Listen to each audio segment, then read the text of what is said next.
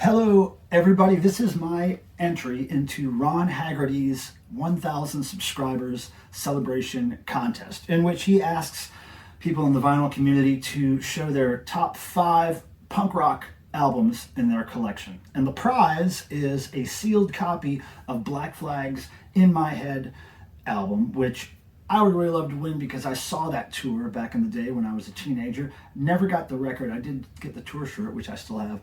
But yeah, what a great prize. And so here are my top 5 for my collection. And it was really kind of tough for me to pick. I have lots of punk rock, but I just started picking ones that I remembered had a huge impact on me. And once I got to 5, I stopped. So let's just go ahead and start. First one is the first punk rock band I ever bought on album, Dead Kennedys. This wasn't the first album I bought. The first one I bought was In God We Trust, which is kind of an EP, not an album. Anyway, this album, Plastic Surgery Disasters, changed my life.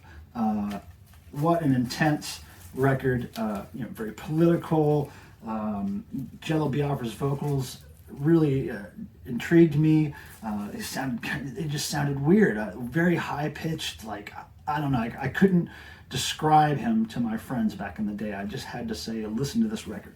So this is the French pressing, still in the original shrink wrap that I bought it in when I was a teenager. And this pressing also has something very cool. It's got this great booklet with a bunch of artwork, very famous collage artwork by Winston Smith, who did a lot of Dead Kennedy stuff. Really cool. And then also it came with this fantastic Winston Smith poster. Look at that. Look at that. Great collage art there. Made me laugh, made me cry when I was a kid. Love it. Pretty scary stuff and also pretty funny stuff, Dead Kennedys. Now, next one is, this one also changed my life. One of the first punk rock records I ever bought. Discharge, Hear Nothing, See Nothing, Say Nothing. This came out in 1982.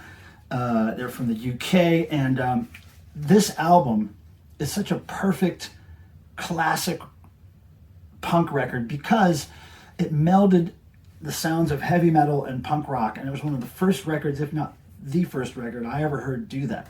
And it really is perfect from start to finish. It's these blast patter beats, it's this driving drony bass guitar chunking away, and really political anti-war songs. Loved it. And I actually heard a story about the band, saying that they never planned for this to be what it became, which was a very classic representation of the melding of metal and punk. And they just said they recorded a record, and the songs were based on stuff that they were listening to at the time. They were all heavy metal fans, they were punk fans, so this just became a classic. And great gatefold cover art there. And if you notice, my copy is a little wriggly. See how it's a little wriggly there, a little kind of moisture damaged? And that's because when I was in college, I took this record to college with me, of course. I took the vinyl out of the sleeve, and then I put this cover in my dorm room window, like in the window facing out, so I could maybe freak out the normies that were in my dorm. And I didn't realize that the morning dew next to the window would kind of wriggle it like that. So as soon as I noticed that was happening to it, I took it out of the window. But anyway, love this record. Powerful punk rock music. If you like noise and you hate war, this is for you. Discharge. Next up, another record that changed my life when I bought it. Dirty Rotten Imbeciles. Their Dirty Rotten LP. 22 songs. Fast and furious. In fact, back when this record came out in 1983, my friend Freddie Hutch was driving me around in his car. I was a teenager. I had just started getting into punk stuff. And he said, "Man, you want to hear the fastest punk rock you ever heard?" I was like, "Yes, I do." He popped this into the cassette player, and we heard that, "What do they want?" And just rapid fire, thrashy, great punk rock right here. And the album cover, always loved it. One of the best logos in punk right there. DRI, Dirty Rotten LP, highly recommend it. Oh, and by the way, this one comes with the cool insert there. And so that's the record collector geek in me speaking. There we go, Dirty Rotten LP. Number 4, my favorite, arguably my favorite punk rock band of all time. And this is a little off the path of those records I showed previously. This is more of a pop punk record, the Dickies. Now, the Dickies have been around since the late 70s in LA. And it's arguable that these guys, the Ramones, and certainly after that, the Descendants, really started the whole pop punk thing and did a brilliant job of it, if you ask me. And this is a later Dickies record. This came out in 2001, and it's called All This and Puppet Stew. And it's referring to the fact that Dickies used puppets in their live show. And there's the back there. Again, 2001, great pop punk. Some of it's really thrashy, fast.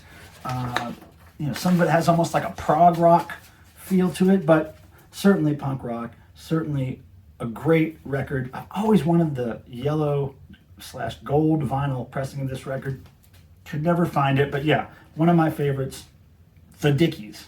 And by the way, the Dickies, speaking of, here's a shirt I'm wearing from Stan Lee, the guitar player. Stan Lee's birthday party in 2019. It says, holy shit, it's Stan's birthday. We celebrated this at the Whiskey in Los Angeles. And so, back in 2019. And I happened to design that Dickies logo right there and this whole shirt for Stan. And it was a big hit. Everybody loved it. Oh, and by the way, this record back here, Dickies record, is their most recent single. I did the logo for that one too. I'm very proud of that. Dreams come true and all that stuff. Now, the last punk rock record I'm going to show, surprisingly, doesn't start with a D. All these bands that I've showed you up to this point, the band names start with a D, coincidentally. But this one, not so much. Hey, it's Black Flag. Now, the cool story about this record, it's called Everything Went Black. It came out in 1983. And this particular pressing was released after an injunction was served to the band by MCA Records and Unicorn Records, saying that they had breached their copyright agreement or something. And so the band had to remove the logos and the name Black Flag from the record cover, which they did. And then they just credited each lead singer here. And this is a compilation of lots of early Black Flag stuff, none of it featuring Henry Rollins, the most popular singer. It has all these guys on it, right? Great early stuff. It's got early ads for their punk rock shows, radio ads on here. It's got a lot of weird stuff, but probably my favorite Black Flag record. And with that, we will sign off. Thanks for this opportunity to show my punk rock records, Ron. Hope you enjoyed the video. I appreciate the subscriptions, everybody, and the thumbs ups. May the rock and roll gods bless you as they have blessed me. Talk to you later.